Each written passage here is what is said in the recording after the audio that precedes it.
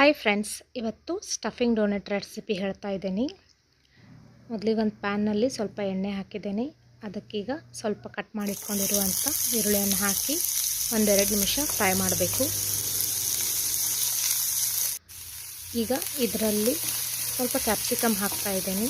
ನಿಮಗೆ ಬೇಕಾದಂಥ ವೆಜಿಟೇಬಲ್ಸ್ ಕೂಡ ನೀವು ಇದರಲ್ಲಿ ಹಾಕ್ಕೊಳ್ಬೋದು. ಈಗ ಪನ್ನೀರ್ ಹಾಕ್ತಾ ಇದ್ದೀನಿ.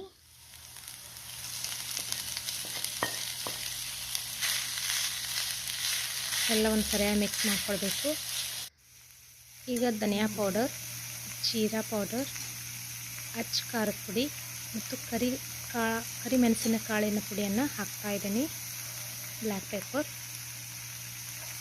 ಸರಿಯಾಗಿ ಮಿಕ್ಸ್ ಮಾಡ್ಕೊಳ್ಬೇಕು.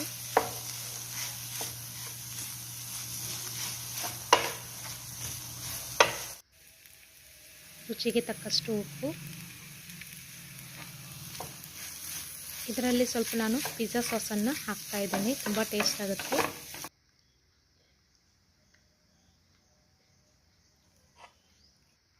ಮತ್ತು ಚೀಸನ್ನು ಹಾಕಿ ಸರಿಯಾಗಿ ಎಲ್ಲವನ್ನು ಮಿಕ್ಸ್ ಮಾಡ್ಕೊಳ್ಬೇಕು.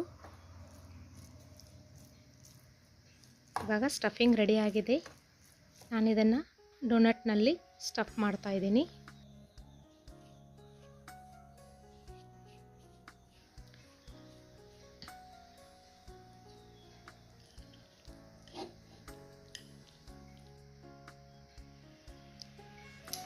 ತುಂಬಾ ಟೇಸ್ಟಿಯಾಗುತ್ತೆ. ಎಲ್ಲರಿಗೂ ಇಷ್ಟವಾಗುವಂಥ ರೆಸಿಪಿ. ಒಂದ್ಸಲ ಟ್ರೈ ಮಾಡಿ ನೋಡಿ ಫ್ರೆಂಡ್ಸ್.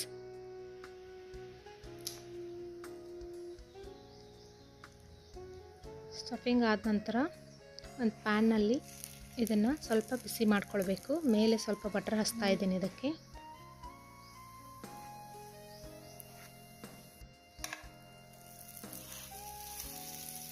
ಎರಡೂ ಬದಿ ಸರಿಯಾಗಿ ಬೇಯಿಸ್ಕೊಳ್ಬೇಕು 1 ನಿಮಿಷ. ಈಗ ಇದು ರೆಡಿ ಆಗಿದೆ ಫ್ರೆಂಡ್ಸ್. ಇದರ ಮೇಲೆ ಸ್ವಲ್ಪ ಮಯೋನೀಸ್ ಹಚ್ತಾ ಇದ್ದೀನಿ.